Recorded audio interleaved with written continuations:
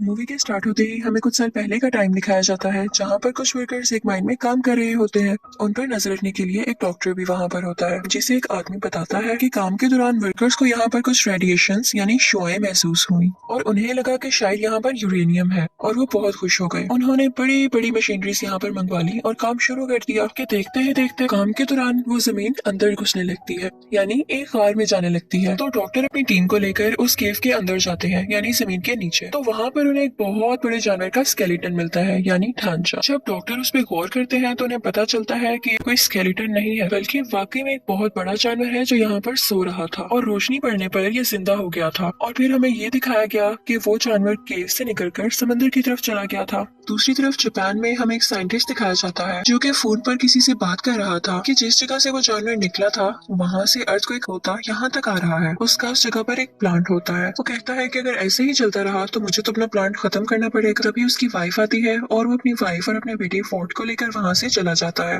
वो अपनी वाइफ से कहता है कि जो अर्थक्वेक के झटके आ रहे हैं ये मुझे कोई अच्छी बात नहीं लग रही, तो तब तक तुम मेरे प्लांट के पास मेरे कुछ टीम के साथ रहोगी। फिर हमें वही साइंटिस्ट एक लैब में दिखाया जाता है जो कि पता लगा रहा था कि असल में ये अर्थक्वेक के झटके आ कहाँ से रहे हैं, लेकिन उनमें से किसी को कुछ भी पता नहीं चल रहा था। तो वो कहता है कि सब मशीनरीज ऑफ कर दी जाए क्योंकि हम नहीं जानते कि ये झटके किस चीज के हैं और कहीं ये हमें नुकसान न पहुंचा दे। इसी के साथ वहाँ पर फिर से अर्थक्वेक आने लगता है और साइंटिस्ट की वाइफ भी वहाँ पर आ जाती है। वो वहाँ से भागने लगती है और चैम्बर में ब्लास्ट होने की वजह से एक पॉइजनस गैस यानी जहरीली गैस उसकी तरफ बढ़ने लगती है। साइंटिस्ट अपनी वाइफ को बचाने के लिए आगे बढ़ता है, लेकिन तब तक बहुत देर हो चुकी थी और गैस पूरी तरह से उस कैबिन में फैलने लगी थी। तो उसकी वाइफ उससे कहती है कि दरवाजा बंद कर दो इससे पहले कि गैस यहाँ तक पहुँच जाए।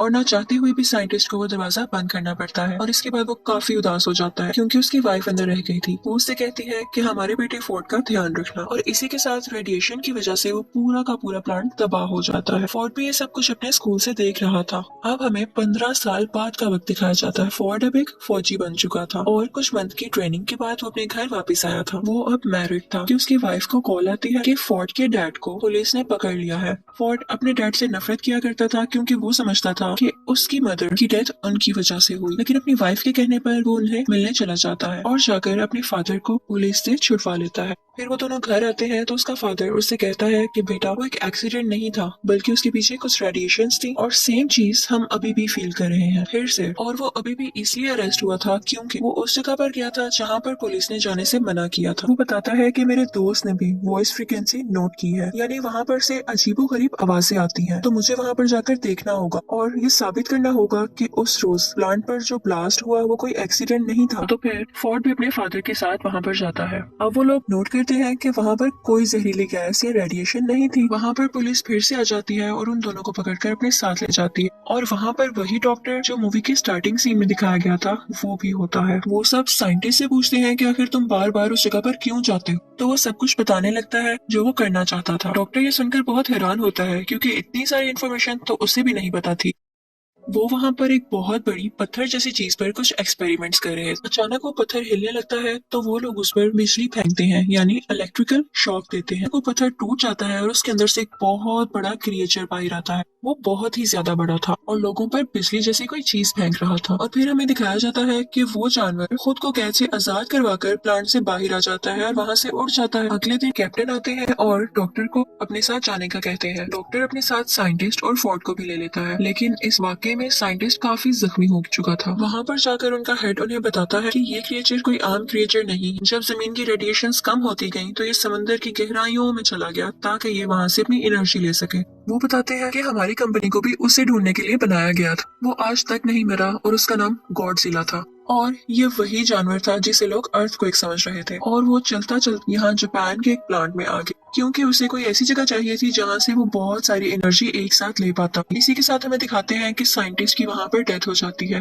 और वो सब लोग काफी परेशान हो जाते हैं कि आज तो ये मरे हैं, कल को कोई और भी मर सकता है। अचानक वहाँ पर हेड को कॉल आती है कि एक समंदर से अजीबोगरीब रेडिएशंस आ रही हैं और उन्हें पता चलता है कि वो क्रिएचर वहीं पर मौजूद है और वो वहाँ पर न्यूक्लियर बॉम्ब खा रहा था क्योंकि उसे एनर्जी चाहिए थी। लेकिन इसके साथ साथ उन्हें वहाँ पर किसी और चीज के भी सिग्नल्स मिल रहे थे। वहाँ पर कुछ लोग भेजे गए थे जो देखते हैं कि समंदर से एक बहुत बड़ा जानवर बाहर आ रहा है। वो दरअसल वही खतरनाक क्रिएचर था जो कि अब शहर में आ चुका और सब लोग उससे बहुत ज्यादा डर रहे थे। और उसी के साथ हमें गॉडजिला दिखाया जाता है जो कि गुस्से से चिल्ला रहा था। अगले दिन टीवी पर न्यूज आती है कि वो क्रिएचर गॉडजिला से बचकर भाग गया। अब वो खतरनाक क्रिएचर समंदर में जाकर और भी जानवरों को अपने साथ मिला रहा। डॉक्टर की टीम मेंबर कहती है कि बहुत टाइम पहले हमें 2 अंडे मिले थे। एक अंडे में से एक जानवर निकलकर जापान के उसी प्लांट पर चला गया था और हम नहीं जानते कि दूसरे अंडे का क्या हुआ। उसे एक जगह पर सेफली रखवा दिया गया था। जब कुछ लोगों को वहाँ पर देखने के लिए भेजा जाता है तो वो लोग देखते हैं कि अंडे में से वो जानवर निकलकर कहीं जा चुका है। पता चलता है कि ये दूसरा अंडा उसी खतरनाक क्रिएचर का था